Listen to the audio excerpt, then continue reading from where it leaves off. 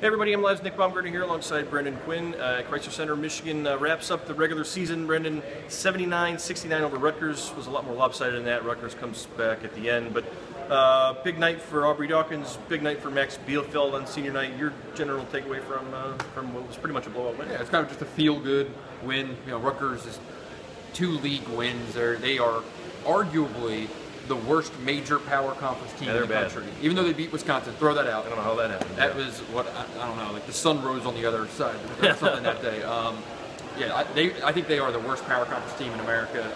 So you know, they rolled over them, but it was a good day for this basketball team to kind of end this, what's been a rough season, feeling pretty good about themselves, especially Max, his first career double-double in his 76th career game. And with Aubrey, that was a big-time performance. I don't care who you're playing. Yep. 8 made three-pointers, 31 points. That's something to not only build on for the tournament, but you know, he gets to have that in the back of his head for the summer. You know. I think what we saw, Aubrey 31, I think is the most by a freshman since I think Jalen Rose in 91-92. So just general thoughts. I guess we'll stick with him on his game, how far it's come. We saw flashes of it at times this year, but it seems like he's added something a little bit almost every time he's played. I think he's always been a good shooter. I think he was more of a chucker. Right. In the beginning of the year, he would just catch it and just be so excited to just get a three-point attempt up that they weren't shots. They were just hurried and it wasn't ideal.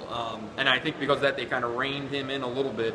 And now he's got a full green light. Yep. He's in control. He lets the game come to him a little bit.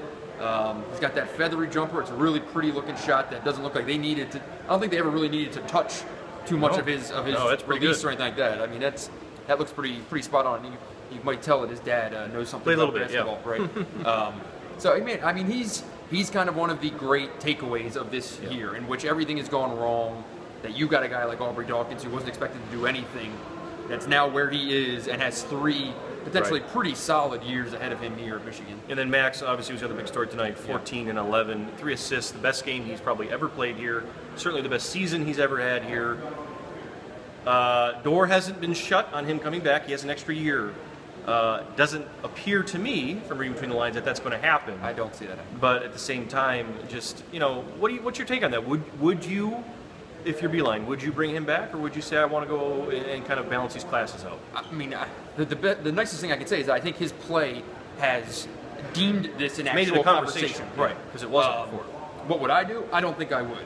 And it's not because of Max, it's as much as because of the roster situation. I think the way that the scholarships are allocated right now, with such a gigantic class, next year you've got, what, 7 guys who are all second-year scholarship players. You need to break this up a little bit. You need to have that thing spread out. And having one guy play 1 extra year of eligibility and not bringing in a new body, I don't think is ideal. You know, I think if they had 2 scholarships, maybe you would even consider bringing in a different grad transfer. Right. But the thing that, every time I get asked this question, I come back with this question.